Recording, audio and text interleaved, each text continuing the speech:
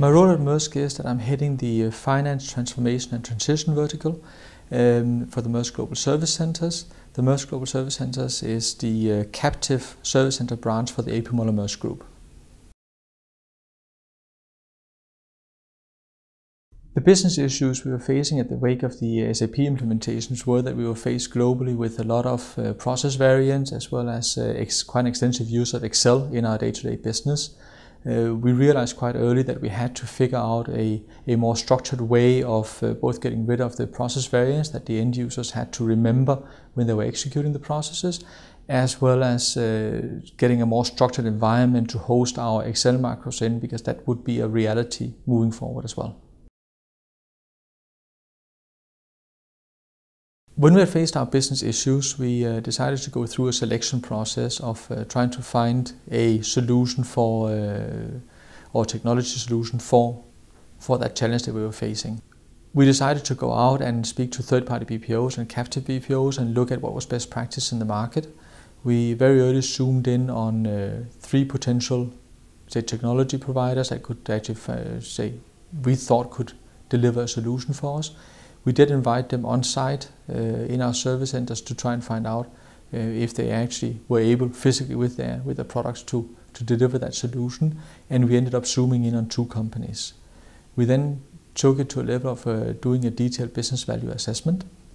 That business value assessment they did with their own methodologies, where Winshuttle just took it to a step further and actually went in and took out our own, transactional levels, and were able for us to showcase the individual benefit from transactions that we would get from deploying Winshuttle. We were able to see on a very detailed level the benefit for Winshuttle on each individual transaction code we were actually using inside SAP. That did enable us to do a more specific and very precise business case, because we knew also that we wouldn't be able to deploy Winshuttle on every single corner of SAP that we were using. So we actually were able to pick and choose, also in combination of other existing projects, and therefore actually did end up with a very, very targeted business case and realistic business case of where actually we wanted to deploy Winshuttle. Once we had gone through the selection process, what actually convinced us to buy the Winshuttle platform was in essence 3 parameters. The most important, of course, that's the cost versus value. So we did believe that we actually had a good value proposition and a good business case. In addition to this, we also saw a ease of use for our end users. At least our perception would be that it would be easy for the end users to relate to and apply Winshuttle. And to the very last point also, I think it was the whole role and the way that the Winshuttle project team actually interacted with us that gave us a good perception of that it wasn't only a matter of selling a product, but actually there would be quite an extensive follow-through once the product had been sold to make sure we actually got up and running and that we would get the maximum business value out of the platform that actually we had purchased.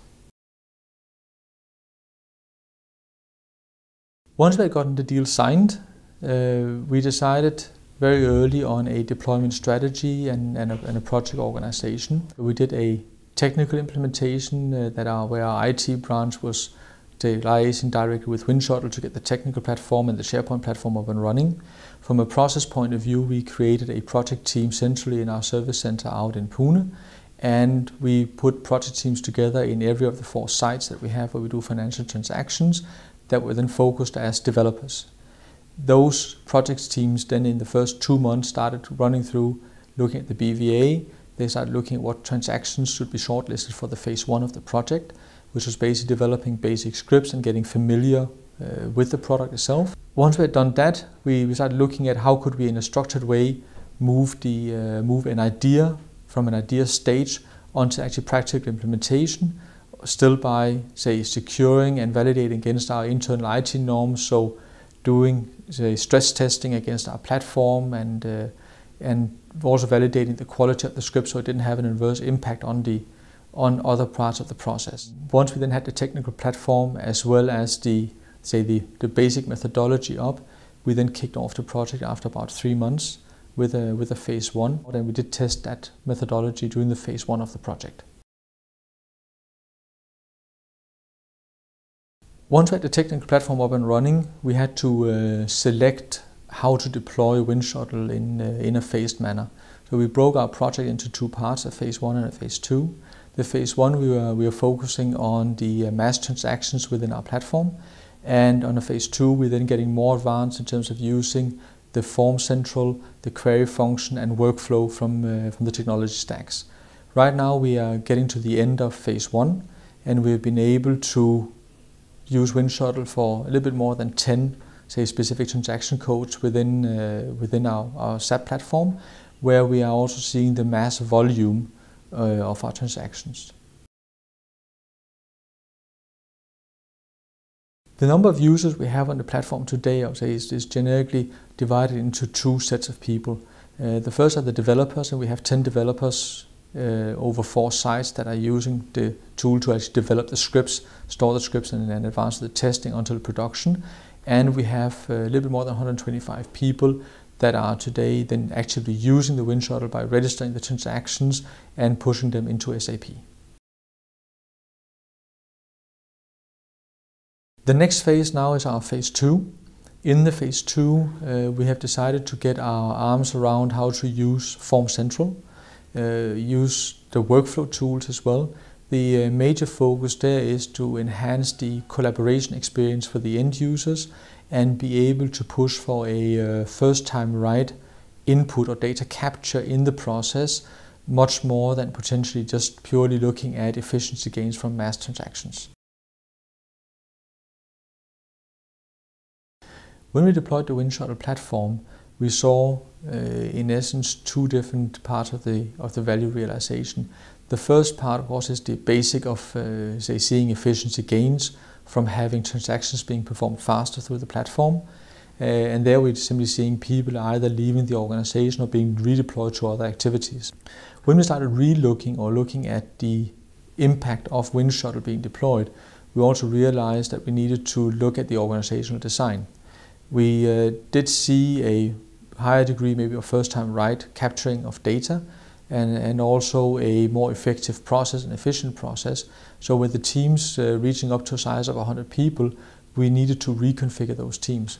We deployed a organizational design workshop with our delivery teams to go through and validate the impact that this has had on their day-to-day life, and also come up with future design models for those teams. The main return on investment we have seen has been from running a more effective process actually on the mass volume transactions that we deployed phase 1. The effect of that, of course, been that people have either been redeployed in the organization. In some instances also people have then left the organization, but mainly we have chosen to redeploy people into other activities that we have coming into our shared service organization. Looking at the overall level of the return, then actually 9 months into the project, we've already seen our investments being paid back if we annualize the savings that we have made so far. And that has predominantly come from, 2 or 3 mass transactions, the most important ones being posting of incoming payments. At the end of phase 1, we have actually, I think, realized that we're only scratching the surface on the real value realization from the deployment of Winshuttle.